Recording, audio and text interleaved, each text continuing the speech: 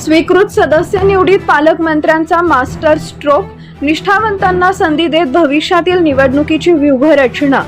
महापालिकेतील स्वीकृत नगरसेवक निवड प्रक्रियेत पालकमंत्री जयकुमार गोरे यांनी राजकीय मास्टर स्ट्रोक मारल्याची चर्चा शहराच्या राजकीय वर्तुळात रंगली आहे। या निवडीत एकीकडे पक्षनिष्ठ कार्यकर्त्यांना संधी देताना दुसरीकडे आगामी निवडणुकांचे गणित डोळ्यासमोर ठेवून सर्व समाज घटकांना प्रतिनिधित्व देण्याचा प्रयत्न करण्यात आलाय।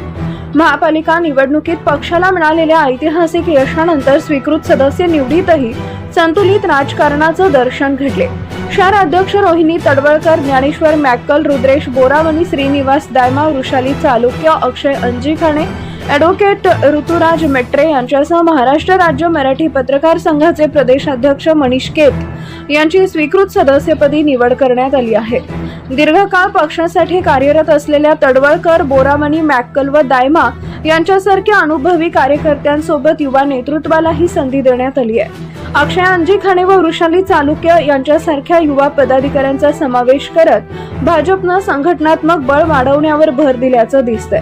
तसेच ॲडव्होकेट ऋतुराज मेट्रे यांच्या मार्फत मोची समाजाला तर मनीष केत यांच्या माध्यमातून पत्रकार प्रतिनिधित्वालाही स्थान देण्यात आलं आहे।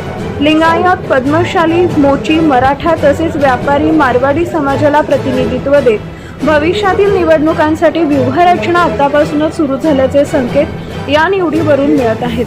स्थानिक आमदारांच्या निकटवर्तीयांपेक्षा पक्षाला उपयुक्त ठरणाऱ्या कार्यकर्त्यांना संधी देत पालकमंत्र्यांनी संघटनात्मक समतोल साधल्याची प्रतिक्रिया कार्यकर्त्यांमधून व्यक्त होतीये।